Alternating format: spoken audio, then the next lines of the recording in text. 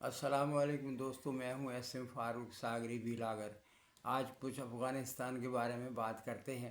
रात बड़ी ख़बर आई कि अफ़गानिस्तान ने सीज़ फायर की दरख्वास्त की है जो पाकिस्तान ने मंजूर कर ली है। समझ नहीं आती किस बात की सीज़ फायर हुई है।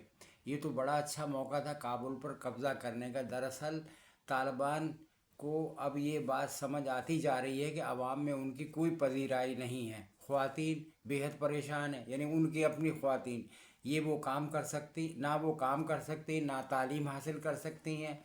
आवाम भी बेरोज़गार फिर रही है। क्या वजह है? पाकिस्तान में बसे हुए अफ़गानी वापस जाना नहीं चाहते, वो पाकिस्तान में खुश है। पाकिस्तान को ये सुनहरी मौका मिला है इन तालिबान दहशत गर्दों को, ये दहशत गर्द हैं, दहशत गर्दों को की हुकूमत को ख़त्म करे। इन पर हरगिज़ भरोसा नहीं किया जा सकता। इनको खून का चस्का लग चुका है। अब जो काम शुरू किया है उसको जारी रखना चाहिए। भारत को भी ये मुंह की खानी पड़ी।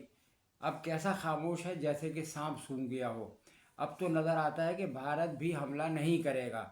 इस वक्त पाकिस्तान अमेरिका की आंख का तारा बना हुआ है। अगरचे ये सब शराब है, क्योंकि अमेरिका कभी किसी का दोस्त नहीं होता, वो सिर्फ मफाद परस्त है, वो मफाद का दोस्त होता है।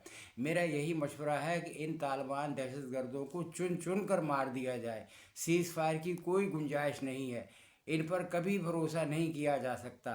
बुराई को जड़ से ख़त्म करना होगा। ये एक जिहाद है, अब नहीं तो फिर कभी नहीं। ये है मेरा मशवरा। अल्लाह हाफिज़।